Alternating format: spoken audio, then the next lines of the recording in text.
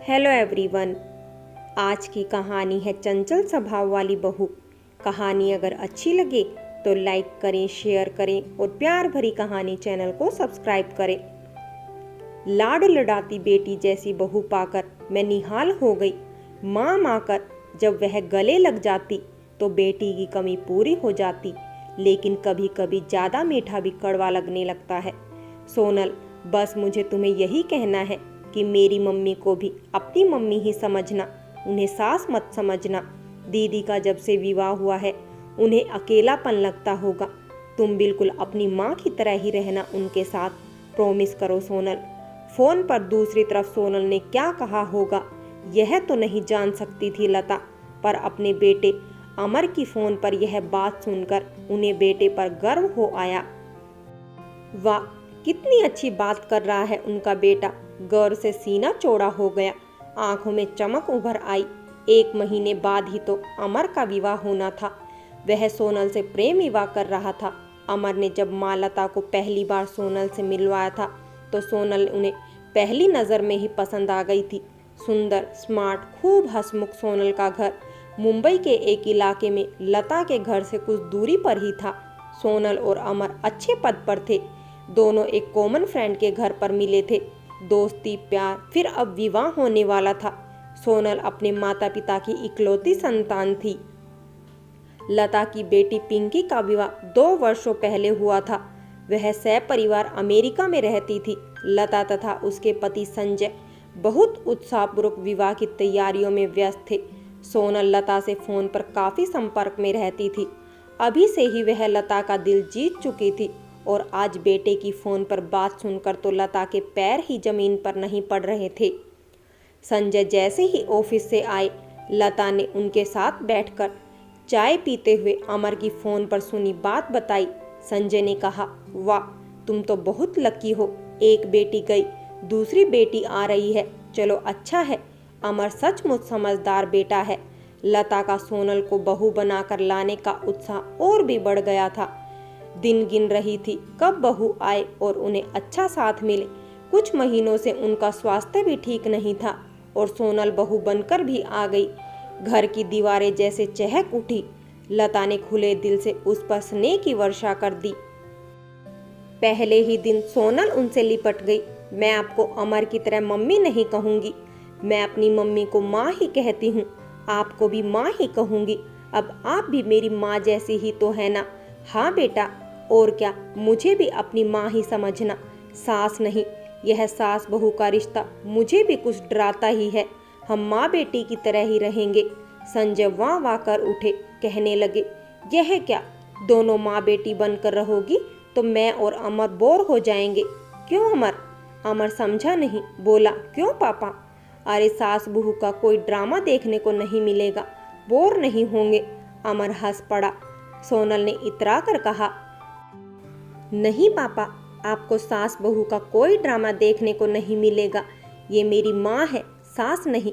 ओ मेरी बच्ची, लता ने अपनी बाहें फैला दी। सोनल उनकी बाहों में लाड से समा गई। पिंकी हंसती हुई यह दृश्य देख रही थी, जो सोनल के लिए अमेरिका से आई थी। बोली, यह तो अच्छा है, अब तो आप मुझे याद ही नहीं करेंगी। सोनल ने कहा, अरे नहीं दीदी, एक घर में 2 बेटियां भी तो होती है ना, माँ के लिए सब बराबर होती है ना।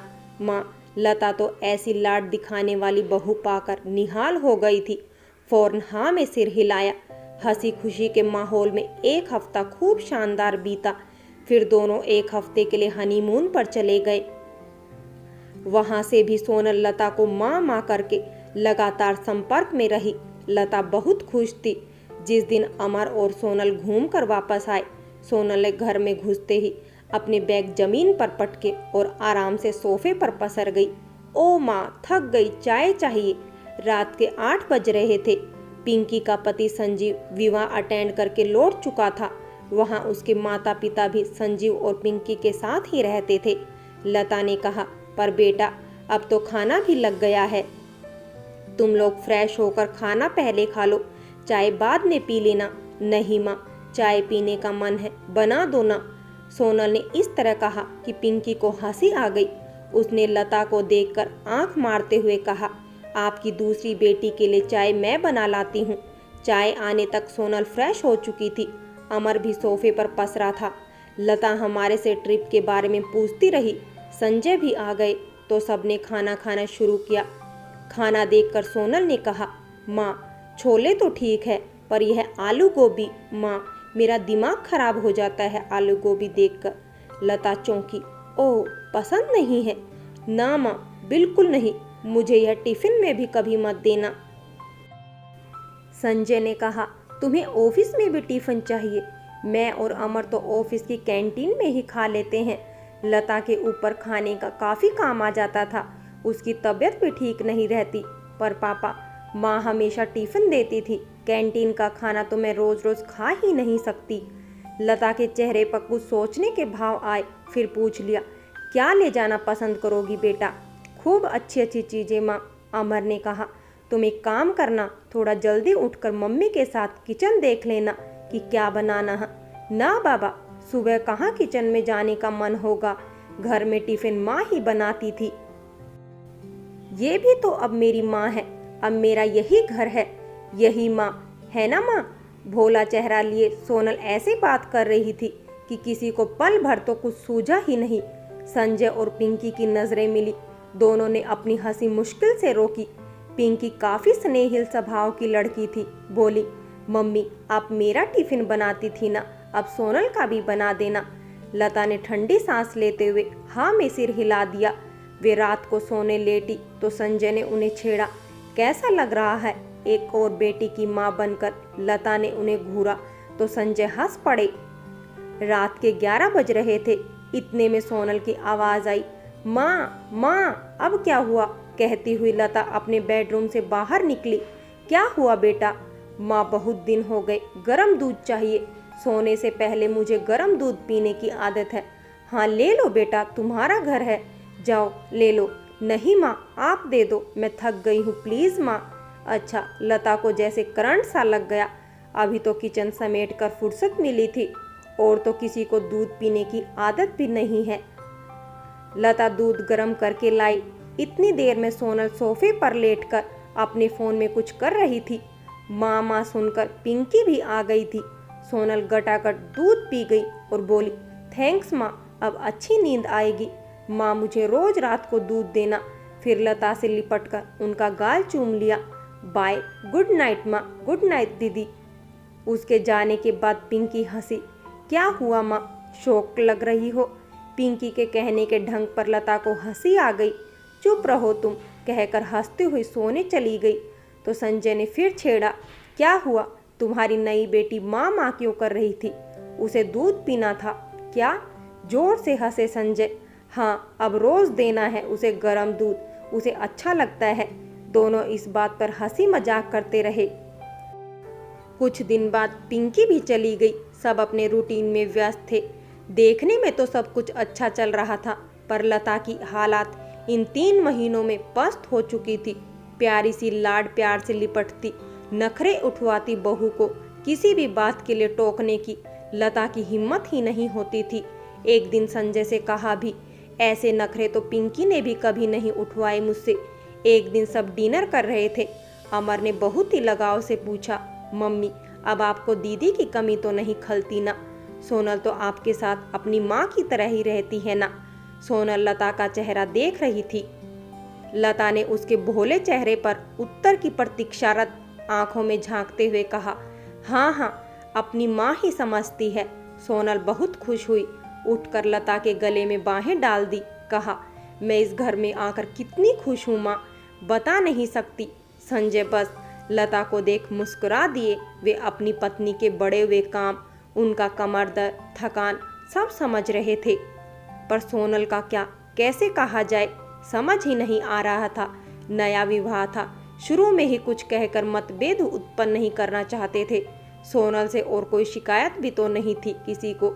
सबको प्यार करती थी, खुश रहती थी। पूरा दिन ऑफिस में रहकर शाम को माँ माँ करती घर आती थी। लता कैसे किसी बात पर उसे टोके?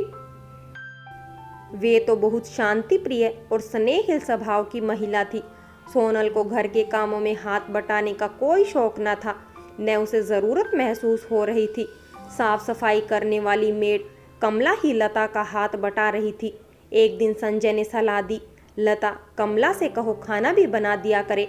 अपनी नई बेटी से तो तुम्हें कुछ हेल्प मिलने के आसार नजर नहीं आ रहे।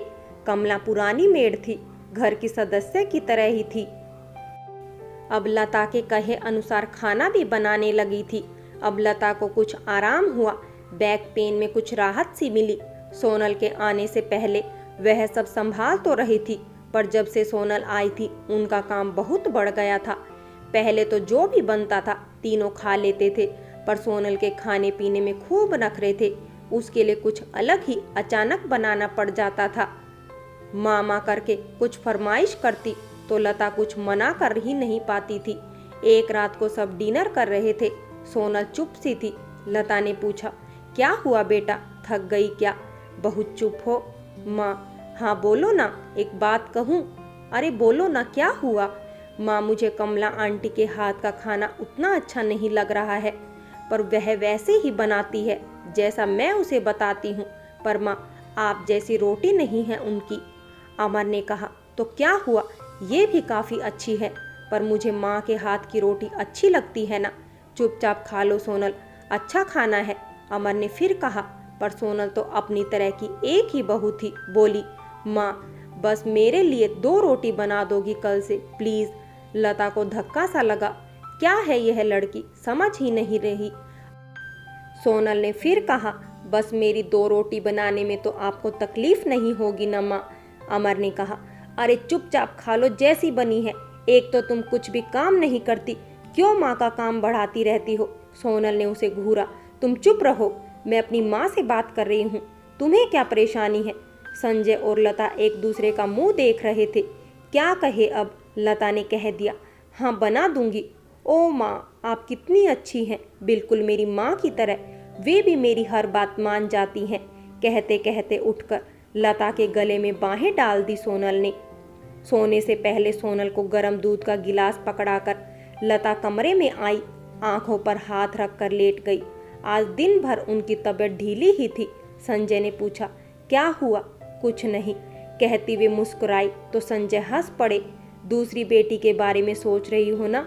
सुनो, हाँ बोलो ना, क्या कोई उसे कह सकता है कि वह मुझे अपनी माँ नहीं सास ही समझ ले? मैं सास ही भली। दोनों हाथ जोड़कर अपने माथे से लगाकर लता ने नाटकीय अंदाज में कहा तो संजय जोर से हंस पड़े। फ्रेंड्स, कहानी अगर अच्छी लगी हो तो लाइक करें, शेयर करें और प्यार भरी कहानी चैनल को सब्सक्राइब करें।